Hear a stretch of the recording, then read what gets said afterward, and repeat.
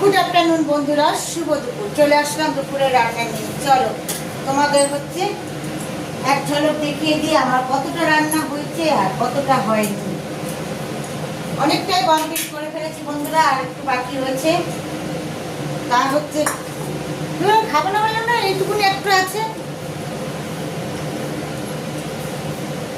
তা তোমাদের ডালটা তো আমি সকালবেলা দেখিয়েছি, তাই পালং শাক দিয়ে ডাল করেছি, তো ওইটা আর দেখালাম না বন্ধুরা। আর আর ভেজেছি তার সাথে, ডালের সাথে আলু ভাজা, আলুটা পেঁয়াজ কাঁচা লঙ্কা দিয়ে ভেজেছি।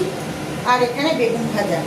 তা বেগুনটা আমি আর বড় মশাই খাবো, আর ছেলেদের জন্যে পেঁয়াজ দিয়ে কাঁচা লঙ্কা দিয়ে আলু ভাজা। বুঝেছো? কথা হচ্ছে জড়িয়ে যাচ্ছে। এই দোকান থেকে আসলাম ডিম নিয়ে। আমার হচ্ছে এক একজনের এক এক রকম খাবার বন্ধুরা করে, বুঝেছো? তা দিয়ে কড়াইতে আমি তেল বসিয়ে দিয়েছি। তা তেলের মধ্যে দেখো ট্যাংরা মাছ করবো আজকে। এই ট্যাংরা মাছ আবার ছোট ছেলে খায় না, বুঝেছো?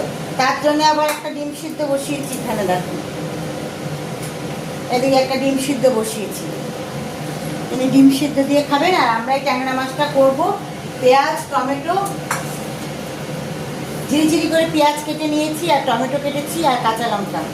তা এই দিয়ে তোমার ট্যাংরা মাছের ঝাল করবো। চলো দেখতে থাকো। আর এখানে বানিয়েছি আরেকটা হচ্ছে সবজি করেছি, ভেন্ডি পোস্ত, বুঝেছো? তাহলে কড়াইয়ে তেল দিয়েছি, তেলটা আমার গরম হয়ে এসেছে। এবার মাছটা আমি নুন হলুদ দিয়ে মেখে নেব।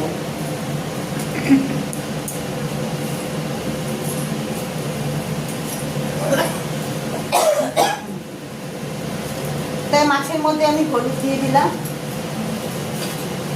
আর দিয়ে দিলাম দেখো লবণ।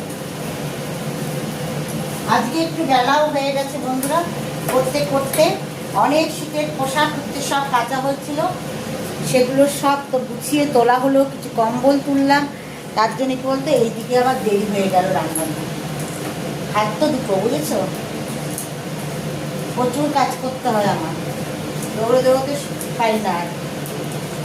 তা দেখো মাছটা নুন হলুদ মাখানো হয়ে গেছে। এবার আমি মাছটাকে একটু লাল করে ভেজে নেব।